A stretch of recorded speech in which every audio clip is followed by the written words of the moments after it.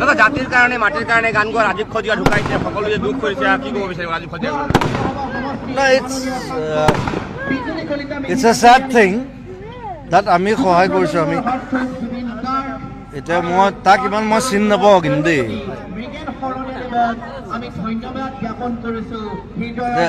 জাতিৰ কাৰণে মইতো গান গাইছোঁ আজিৰ বিষয়টো হৈছে জুবিন গাৰ্গ আৰু ৰাজীৱ খদিয়াক লৈ যিটো বিতৰ্ক হৈছে প্ৰথমে মই ক'ব বিচাৰিছোঁ আমাৰ ৰাজ্যত যিসমূহ শিল্পী আছে তেওঁলোকক যদিও শিল্পী পেঞ্চন দিয়া হয় ইতিমধ্যে বহু ক্ষেত্ৰত আমি দেখিবলৈ পাওঁ মৃত্যুৰ আগলৈকে তেওঁক এটা ভাল সন্মান দিয়া নহয় গতিকে এনেধৰণৰ এগৰাকী গণশিল্পী অঞ্চলবাসী বা ৰাজ্যবাসীয়ে চিনি নাপাটো বহু ডাঙৰ কথা নহয় আৰু এই ক্ষেত্ৰত জুবিন গাৰ্গক টানি অনাটো মুঠেই ভাল কথা হোৱা নাই কাৰণ জুবিন গাৰ্গ হৈছে এগৰাকী জনপ্ৰিয় শিল্পী আৰু তেওঁ বিভিন্ন অনুষ্ঠান পৰিচালনাৰ সৈতে জড়িত হৈ থাকে গতিকে ৰাজীৱ খদিয়াক তেওঁ আচলতে প্ৰথমতে শ্ৰদ্ধাঞ্জলি জনাইছে তাৰপিছত তেওঁ কৈছে যে মই ৰাজীৱ খদিয়াক ভালদৰে চিনি নাপাওঁ এইটো তেওঁ কোনো ধৰণৰ ভুল কথা কোৱা নাই আৰু এই ক্ষেত্ৰত ৰাজীৱ খদিয়াক চিনাকি কৰাই দিয়াটো সংবাদ মাধ্যমসমূহৰ দায়িত্ব আছিলে স্থানীয় সংবাদদাতাসকলৰ দায়িত্ব আছিলে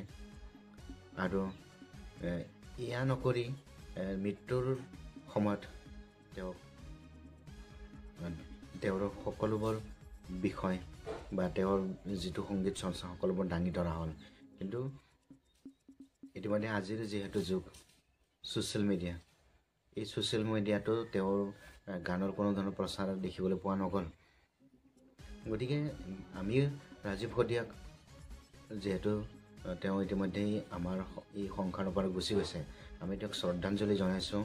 তেওঁৰ গীতবোৰ অমৰ হৈ থাকক তাৰে কামনা কৰিছোঁ আৰু মাজত যেন জুবিন গাৰ্গ নিচিনা এগৰাকী জনপ্ৰিয় শিল্পীক এটা প্ৰশ্নৰ সন্মুখীন কৰি তেওঁক যাতে বিতৰ্কৰ মাজলৈ ঠেলি নিদিয়ে কাৰণ জুবিন গাৰ্গ হৈছে আমাৰ সম্পদৰ দৰে তেওঁৰ যিসমূহ গীত আচলতে যি মেকানিকেল তেওঁৰ গানত যিবিলাক আমি বিচাৰি পাইছোঁ তো তেনেকুৱা ধৰণৰ গীত অন্য শিল্পীৰ যদিও আছে কিন্তু বিচাৰি পোৱা নাযায় তো গতিকে জুবিন গাৰ্গ ডাঙৰীয়াক এনেধৰণৰ বিতৰ্কৰ মাজত যাতে ঠেলি নানে তেওঁক আমি আমাৰ মাজত আমি জীয়াই ৰাখিব লাগিব আমাৰ মৰমৰ মাজেৰে তেওঁ স্পষ্টবাদী সেয়েহে তেওঁ যিটি কথা মুখত যি আহে তাকে কৈ দিয়ে এইটো আমি তেওঁক বৰ্জন কৰাৰ সিদ্ধান্ত মুঠে ল'ব নালাগে কাৰণ এগৰাকী শিল্পীক আপুনি বৰ্জন কৰিছে যদি তেওঁৰ সকলোবোৰ গানৰ এটো জেড আপোনাৰ ঘৰৰ পৰা নাইকিয়া কৰি দিয়ক তেতিয়াহে আপুনি বৰ্জন কৰিব এনে মুখত সংবাদ মাধ্যমৰ আগত ক'লে নহ'ব যে জুবিন গাৰ্গক আমি বৰ্জন কৰাৰ সিদ্ধান্ত আপুনি ল'ব আৰু কিন্তু আপোনাৰ ঘৰত তেওঁৰ গান বাজি থাকিব এইটো কেনেকৈ কথা তো গতিকে এনেকুৱা ধৰণৰ এগৰাকী আমাৰ মৰমৰ শিল্পীক